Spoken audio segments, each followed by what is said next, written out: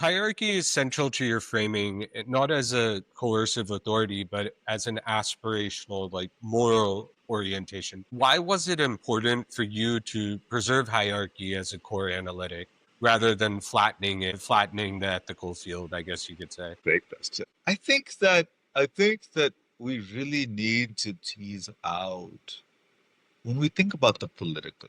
We, by including me, people on the left, we obviously want a more egalitarian society, more gender egalitarianism. I do, you do, right? Hmm. Many of us do. And so we have this conception of equality, and we want that equality, and we think that we see that as being not realized in a capitalist system that creates class inequality, class exploitation. We see that in patriarchy that produces gender inequality and exploitation.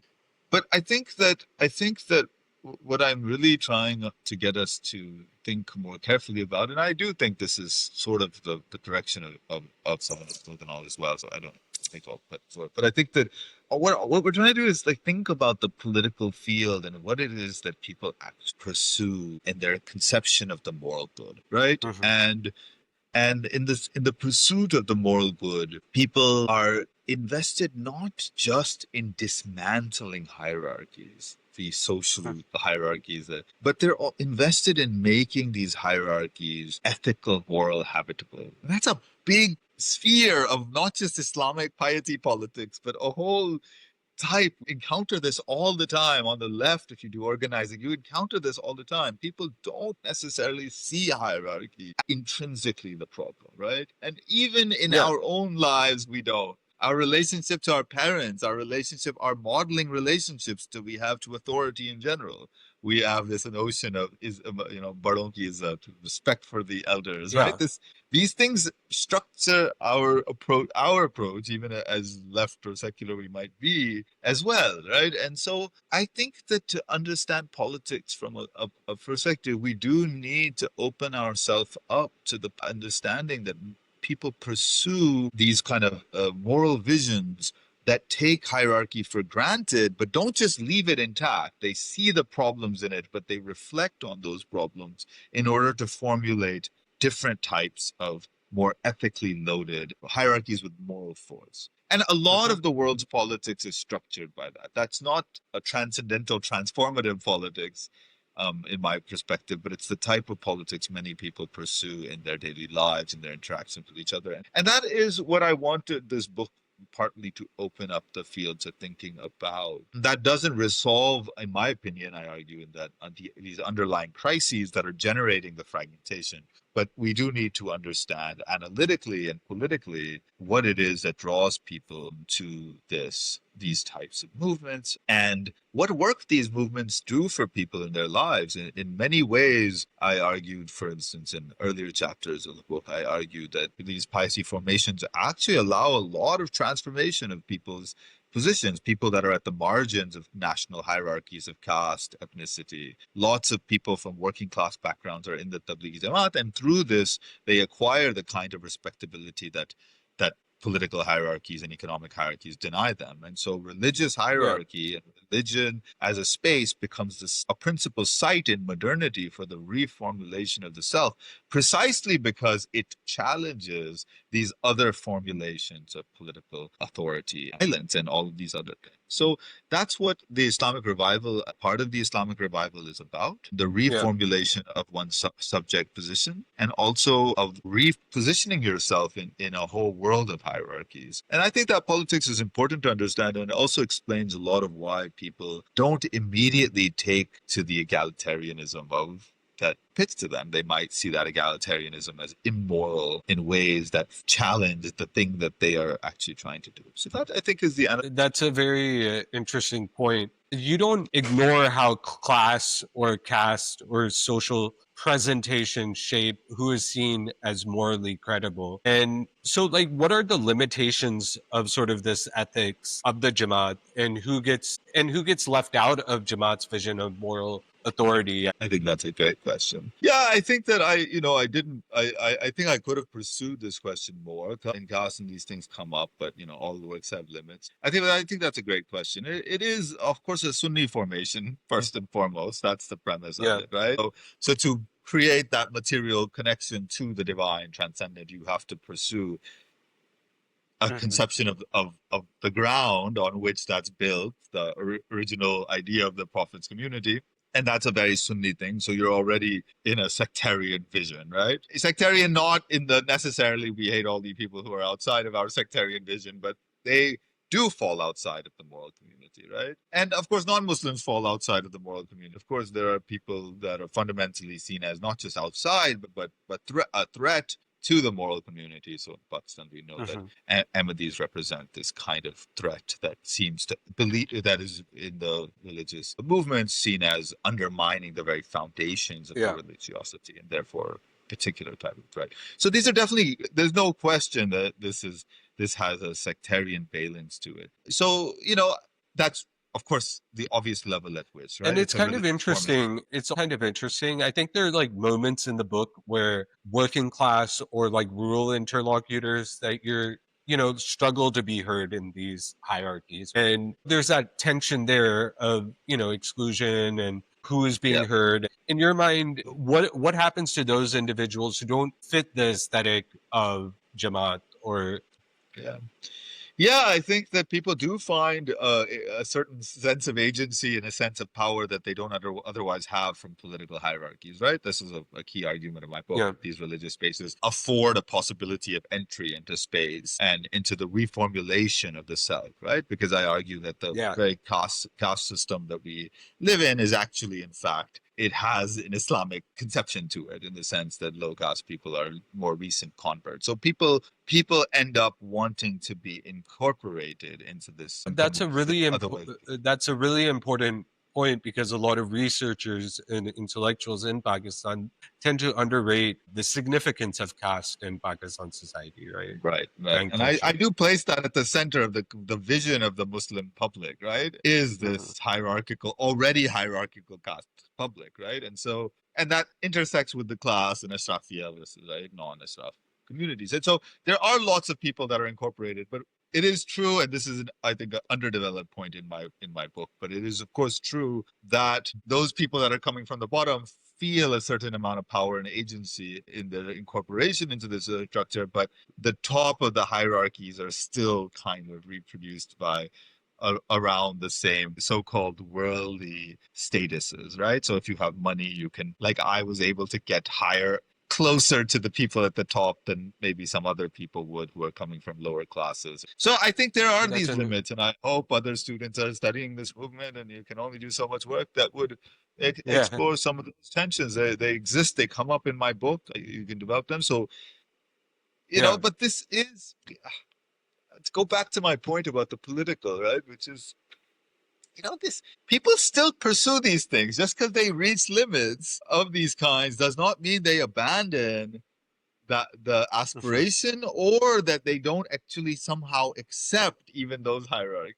So I think that the type of relationships that, like say, working class, low caste, rural people are able to produce in the Tablighi Jamaat still has meaning and value for them as people. So there were telewalas, street vendors who sell really, like who are kind of really working class, right? Poor people who I do think this space affords them a sense of place in the world that is very hard to describe unless you are in interact with them. They do not interact with people. They interact with people from upper classes in a way that mhm, that presupposes their own moral subjectivity.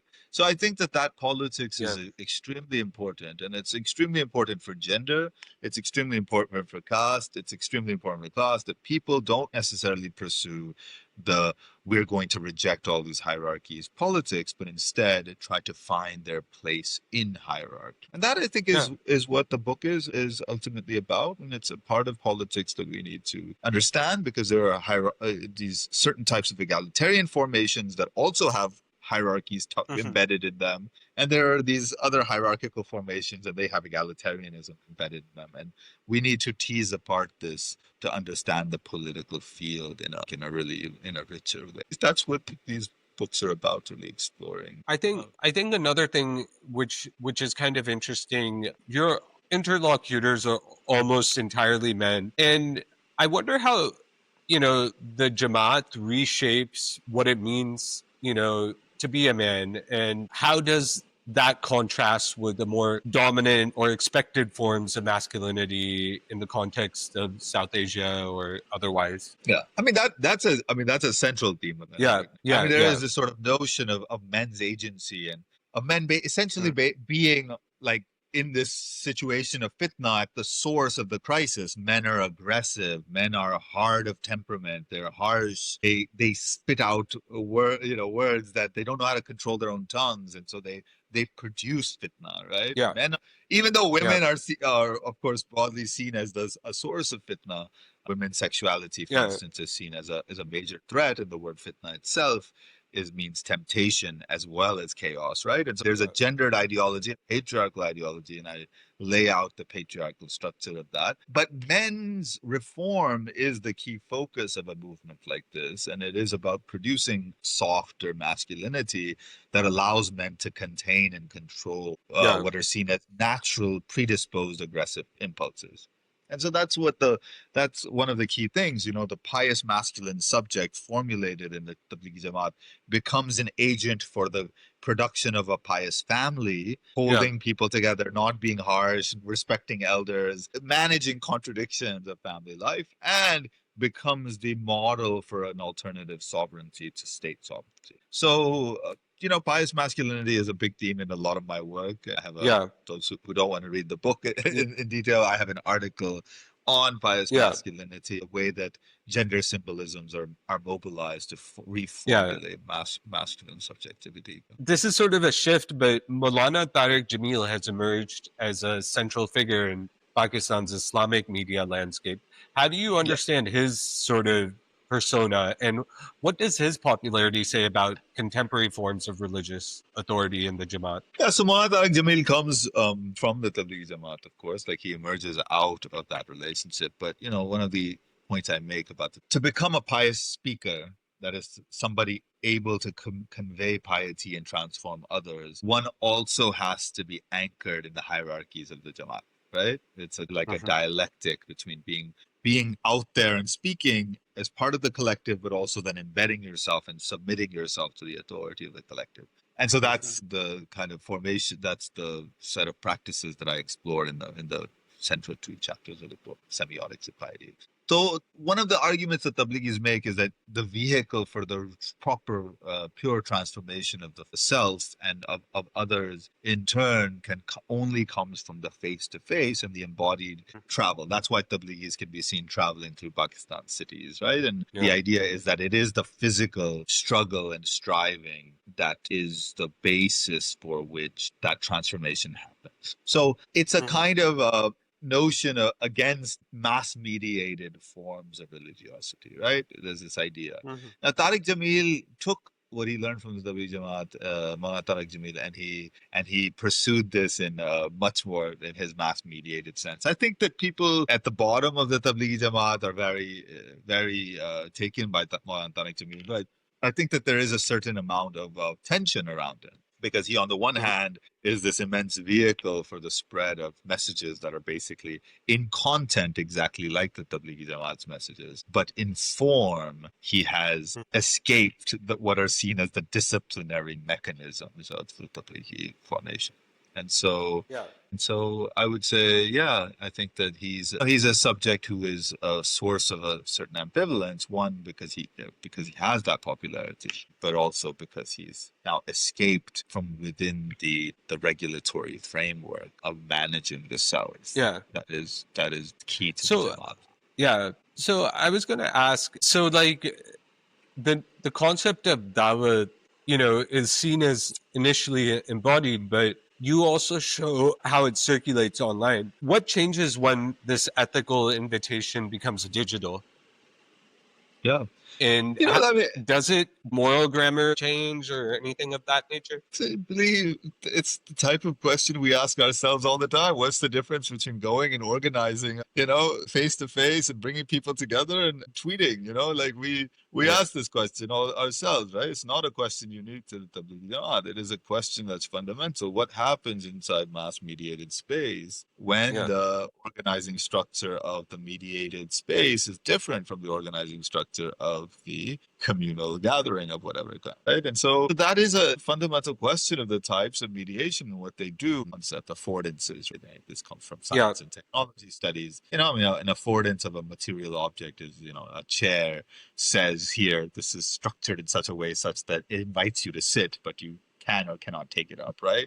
I mean, you can also throw a chair. You can do lots of things with a chair, right? You can stand on it to fix the fan, but it has something inside of it that says Yeah. this is how it's supposed to be used. But mass media, we know, have these internal mechanisms and structures. They produce us as much as, right?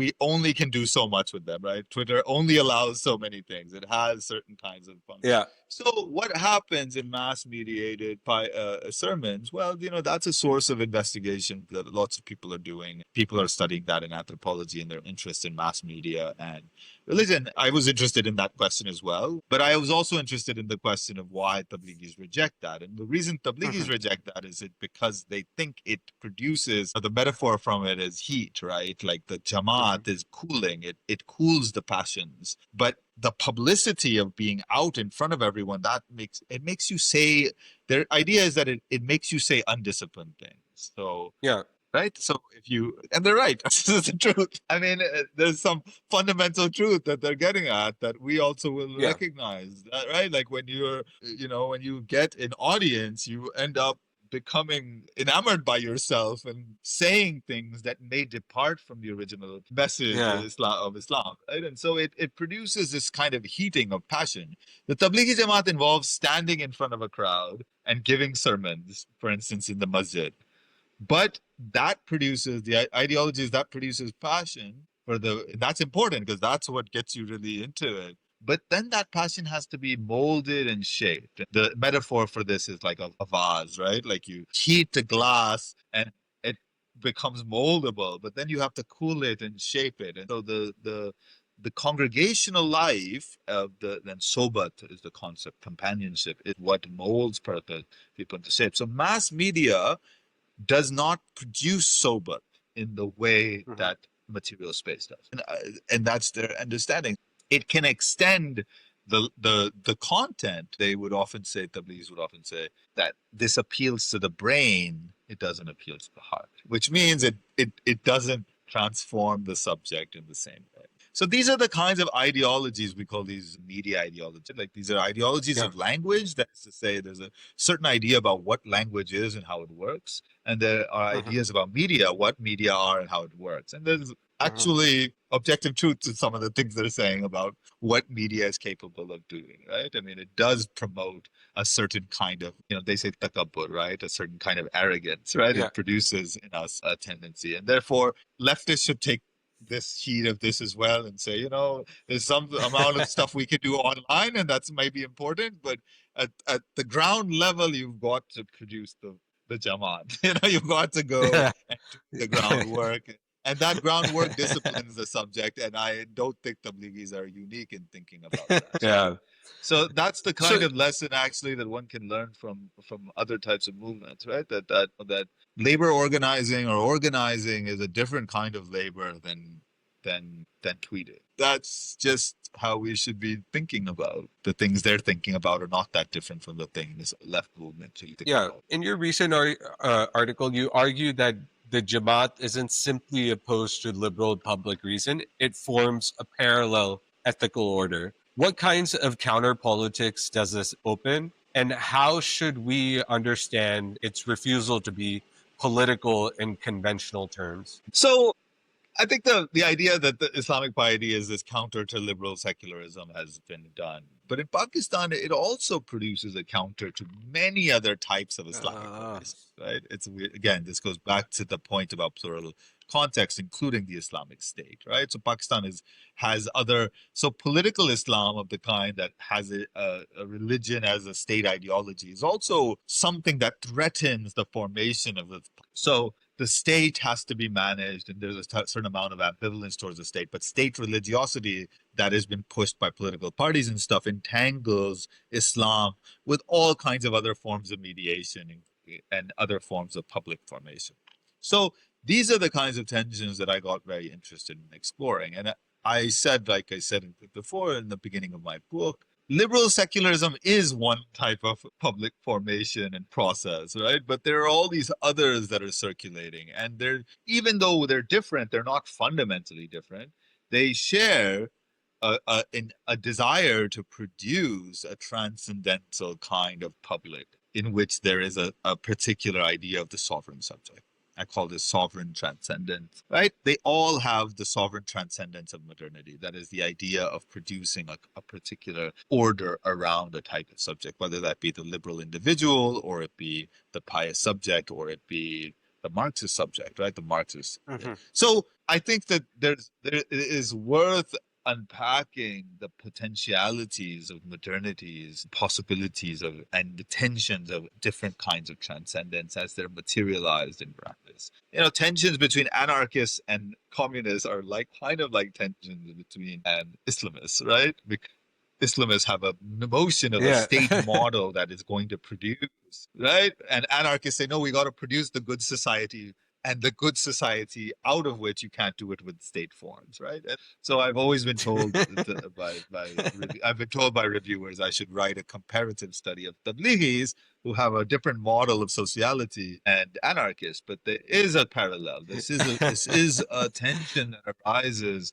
around state power and how to formulate the good, the community, right? The Yeah. nation, the public, and so on. So Yeah. yeah, that is the kind of thing that the book does take up, right? The Tablighis have an idea of, it's called prefigurative politics, the politics of formulating the community, out of which will come this sovereign state. And Islamists say, well, if you don't have law, Islamic law, and all these things, then Muslims will. So there are different contests over the Mm. nature of sovereign power and over the state form. So, to wrap up the interview, what are you working on next? And are you continuing the questions of piety and ethics, or moving into a new terrain? Yeah, I thought about pursuing other projects around piety, but honestly, I feel like I want to move on from that. I'm still interested in ethical formations and the communal formations, and I'm also interested in cross, in the same way that Tablighi Jamaat is a cross caste and cross class kind of formation. So I was thinking of trying to understand some of that in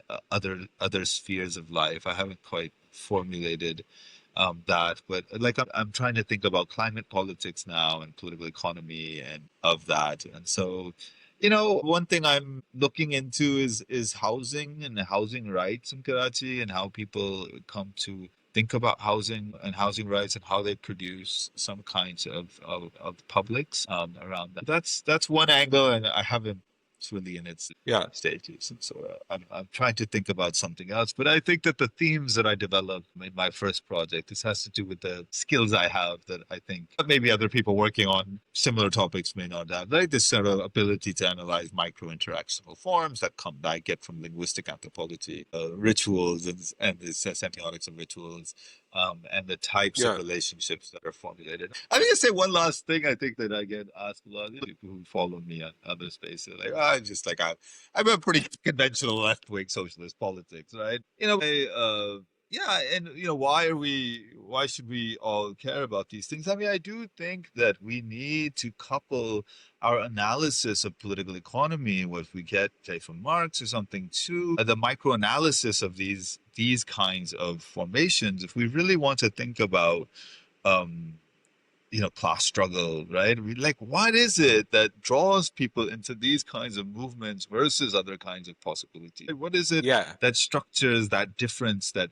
matters to people in their visions of the good? To me, you know, the things I study are about the formation of relational dynamics, and those relational dynamics in ritual and religion. But really, I'm interested in the fundamental thing that is interested going to pursue in my next project, is really about, right, like these are many of the people that are in the, these are massive, millions and millions of people are in it. Like, that is a major public they're able to form, and they do it through the nitty gritty micro politics of interactional Yeah. ethics, right? And we do need a framework for thinking about interactional ethics, also for those of us who have left wing understandings of the world and want to challenge capital and patriarchy and these other things. And so I Yeah. think that it really does help us to think outside of our conventional about how spread, grow, and we are able to produce a mass public or a mass social formation. So that is the Yeah. same thing I want to pursue in the micro Yeah. outward into thinking about, the crisis that we see all around us, that they also see. They also see the same crisis, but they are looking at it at a different angle. They're looking at it from the perspective of piety, and they have a different set of solutions. But those are very compelling to many people. And therefore, it's very interesting to think what is compelling